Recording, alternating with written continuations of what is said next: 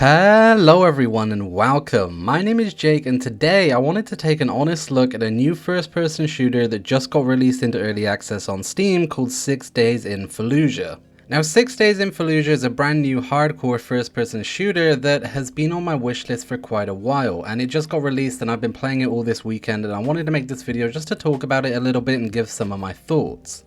But real quick, before we start, if you enjoyed this video, don't forget to hit that subscribe button and leave a like if you feel so inclined. It really does help me out a lot and it goes a long way, so I'd really appreciate it. But with that said, let's get straight into this review because I have a few things that I want to say and it's a little bit mixed. So let's start off with the graphical options and the performance overall of the game. So there is not a lot of graphical options for you to tweak and twiddle. There's hardly any, in fact. But the game, however, did run pretty fine for me. I was able to keep above 60 frames per second at all times. There wasn't any dips or any stutters while I was playing. But that is kind of to be expected because I was playing this on a 3070. However, my friend who joined me was playing on a much lower spec PC and he also did not have any problems. In fact, he actually was able to run the game a lot better than me because I had one fatal crash.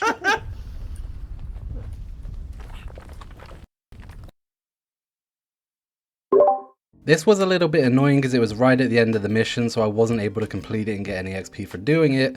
So that was a little bit annoying, but that is the only time I've crashed all weekend, so it's not too bad, especially again considering this game is early access, and for the most part it runs really well. One negative thing though is that you cannot change all of the keybinds. Some of them are hard bound. So for example, G is always going to be grenade and you just can't change that keybind, which means if you don't use WASD to move around and you use some other thing like TFGH, then you are in a little bit of trouble. But yeah, for the most part this game ran pretty well. I didn't have any issues apart from that one crash, so overall I'm pretty happy with the performance, and again it could use a few more graphics options to tweak, but it's not the worst thing in the world. And again, I really hope that they fix the keybinds at some point because I think being able to rebind all your keys is very important in any PC game. Now, the actual game itself, of course the game is set in the Fallujah city and it's set across the Battle of Fallujah. I think they've handled this topic really respectfully.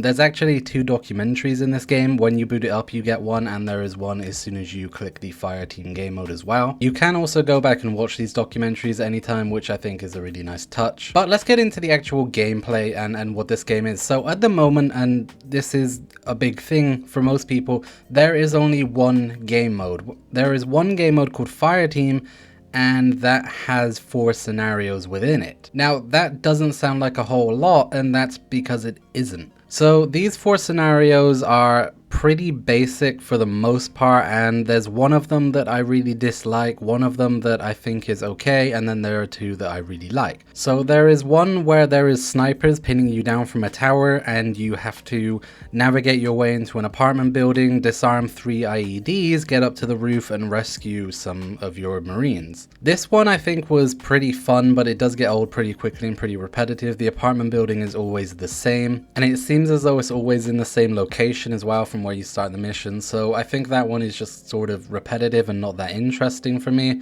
I don't hate it, but I don't really love it either. There is one where you are in a convoy and you get ambushed and you have to hold out against a bunch of enemies, and that one I don't like very much at all. I don't think... I much prefer the more CQB elements of this game, and that scenario just doesn't have any. It's pretty much just a survival mode. I really don't like it when that one comes up, and I'll usually skip that. And then there is one that I really like where you have to go door to door and you have to find a cache of RPGs that you have to destroy. That one I think is really fun because it doesn't tell you where the objective is. You don't know where exactly you have to go. You literally just have to go door to door through all of these houses and you have to find the cache of RPGs and blow them up. I think that one is the most fun one, and if they add more in the future I hope they're more similar to that, because again I think that's what most people are playing this sort of game for, because it was sort of advertised as a CQB shooter. And then finally there is one where you have to storm an enemy compound. You have to get to the roof, take off the flag, and then hold out against a few waves of enemies. This one is okay. Getting in the compound is pretty fun. The survival part, not so much. It just sort of throws enemies at you non-stop, which again, that might be some people's thing, but it's not personally mine. And that's it. That's the whole game. I've just described the entire game to you there. That is every game mode that is in this game. Now, of course, this game does use random generation to generate the maps and such. So every time you do play these scenarios, they will be different. All of the buildings will be different. The layout will be different. The rooms will be different. And that is sort of the main selling point of this game, right? That you can replay it forever and ever and ever because it is always a new experience every time you play it. But that doesn't really work. So as I mentioned, in that sniper mission, the apartment building for the sniper is always the same. It has the same layout and it's always the same building, and for me it has always been in the same location. So there are some things like that which will make the game feel repetitive, and I think it's the same with the stronghold one as well, although I can't confirm this because I haven't actually played this one enough yet. But I think there's only a few set variations of the stronghold. I don't think that the stronghold itself is completely randomly generated every time. I may be wrong on there, but just based on what I've played, it seems like it repeats the same buildings quite a lot. So again, that one doesn't have too much replayability either, which means the two game modes that have the most replayability are the door-to-door ones, which again is what this game was advertised as, and I'm surprised that there's only two game modes with that sort of aspect. And that sort of leads me on to my other problem, because you can't actually pick which 4 scenarios you want to play in this game. When you start a game, it will just pick one of the 4 scenarios for you and throw you into it. Now that to me is a very big problem, because again, 2 of them I'm not that big of a fan of, and when it just chooses for you and throws you into a game, it does mean that you can get the same scenario back to back to back, and in our case, that's exactly what happened. Towards the end of our first play session, we actually got the sniper mission 8 times in a row, and no, I'm not over exaggerating there, we got it 8 times in a row. After the 5th time, we started killing ourselves, and it just kept coming up. And then of course, when it finally stopped coming up and we got a new scenario, it was the convoy one, which we didn't want to play either. So that kind of aspect of it is quite annoying, because you have to go through the process of loading in, going through the intro cutscene, and then if you don't want to play it, killing yourself, going back to the lobby and doing it all over again. I think there really needs to be a way for you to pick which scenarios you want to play.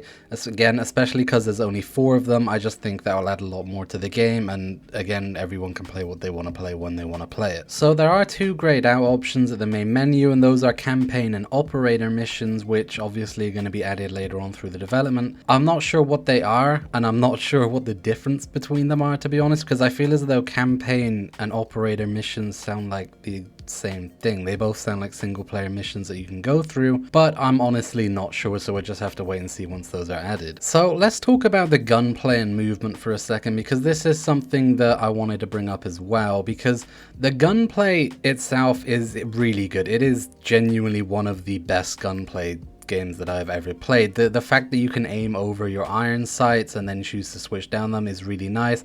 The guns just feel great to shoot in general. The sound design is on point for this game. It is absolutely phenomenal. Seriously, the gunplay in this game is genuinely one of the best, and if you like games like Squad and Ready or Not, you're gonna feel absolutely at home here. But the movement, however, is a different story. Now, the movement in general feels really clunky and a bit weird. Now, of course, that is going to be a given in these sort of milsim sort of games. The movement has always been a bit clunky because they want to go for that sort of realism aspect. But what I mean specifically is vaulting over objects and stuff feels incredibly floaty, and it can sometimes be a bit laggy. It's nothing major. It's nothing that has ruined the game for me or brought me out of the immersion or anything yet. Although I have seen videos of other people who jump over an obstacle and get teleported 15 feet in front of them. That hasn't happened to me yet, but I definitely can tell that the movement is a little bit janky within certain areas, and I just thought that was something that was worth bringing up. I of course really quickly want to talk about the voice aspect of this game as well, because the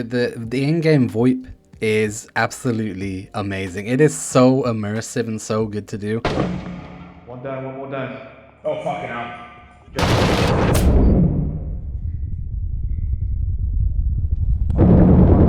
Back around.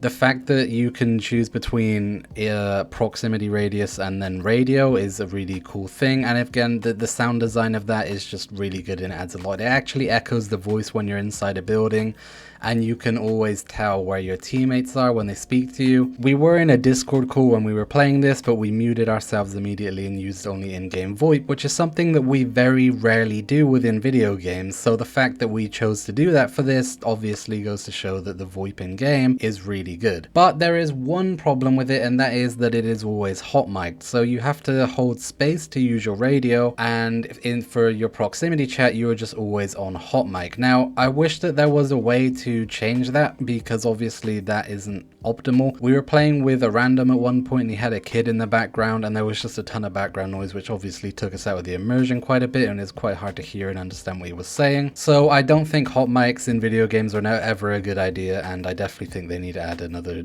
push to talk button for sure, because that is not going to cut it. And one final thing I wanted to talk about is the AI, because the AI in this game, I think, are pretty good. Now, I've heard mixed things about it, but I personally think the AI is pretty good. They're very unpredictable, and I think that's a very good thing in this game. They'll be hiding in corners and stuff, and they'll sometimes just come sprinting out, spraying an LMG at you. The truth is, you're going to die in this game, and you're going to die a lot.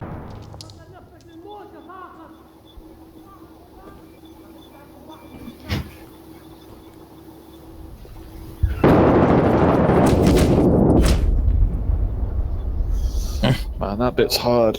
Because again, the AI are very sneaky and they are very unpredictable with how they move. And again, I think that's pretty close to real life, because although I wasn't in Fallujah, again, from the documentaries and stuff that I've watched, these people weren't trained soldiers. They weren't, you know, special services or anything. They were mostly just normal people who were forced to fight. So them being a bit unpredictable kind of fits the theme, I think. But that is pretty much it. That is everything that I had to talk about. And that leaves me with the final question of, is this game worth it? Now, this game is £32 on Steam, so obviously the answer to that question is going to completely depend on you as a gamer. Now, it is a hefty price, and again, for what you get, which is 4 scenarios, 2 of which where the random generation actually seems to matter the most, that is a very big asking price. Now, of course, it is in early access. There is going to be more content coming for the game, but we don't know at what rate that content is going to be coming, and we of course don't know how good that content is going to be either. But since this is my review and I'm giving my opinions on this game, I am going to go ahead and say that I absolutely recommend 6 Days in Fallujah if you're into tactical shooters, especially games like Ready or Not and SWAT. If you have enjoyed playing those games a lot, you're definitely going to enjoy your time with this. Even with its limited gameplay opportunities, you are probably going to find yourself replaying it quite a lot just because of how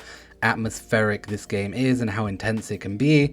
I think that alone is worth the asking price, at least to me. So yeah, that is 6 Days in Fallujah. Not a lot of content, but what is here is absolutely solid. Considering this is early access, the fact that there are very few bugs, the game runs well, and I've only had 1 crash is pretty surprising for me. I was expecting it to be a lot more buggy than it is, especially with the online multiplayer connection, because I know some of these games can be very weird and your friends will be teleporting around and nothing will be synced and everything, but everything worked perfectly in this game. Everything that I seen, my friends also seen. So the online connection, absolutely solid. Technically, this game is incredibly impressive, and clearly that is what they've been working the hardest on, and it goes to show. But now that all of the technical stuff is out the way, I hope that they can start pumping out more content for this game, more gameplay features, more scenarios and stuff, and I hope that they can do that at a much faster pace, because that would definitely make this game one of the best tactical go-to shooters. At the moment, although it is fantastic, the lack of content is going to be a problem, especially later down the line. So thank you so much for watching. I hope you found this review useful. If you did, don't forget to hit that subscribe button and that notification bell so you know when I next upload a video. Thank you so much for watching. This has been Jake, and I will see you next time. One outside to the left side. As soon as you go through the door, straight left. One down.